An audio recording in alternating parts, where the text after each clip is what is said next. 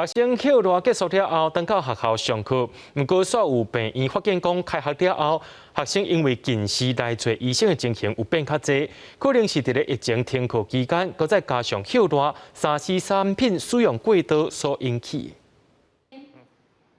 囡仔配合老师来检查视力，休热结束，学生拄开学这段时间，拢爱来进行身体检查。病院就有发现，因为近视的问题，最近来病院的人较侪。COVID 整个疫情之下，会造成说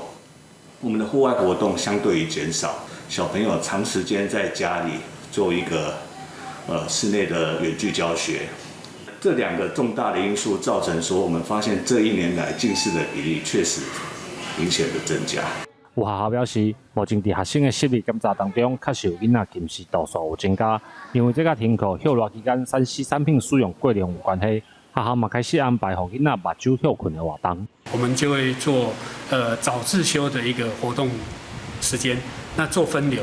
我们1、2、3年级他就做健康操，然后4到6年级他们就会去我们的田径场，然后各班带着去健走。家己中间病院表示，家长应该爱注意囡仔视力检查的结果，若是发现有问题，一定爱找医生来了解，而且嘛爱有使用3C 产品的好习惯，才袂互囡仔近视的问题愈来愈严重。记者梁伟霆，家己报道。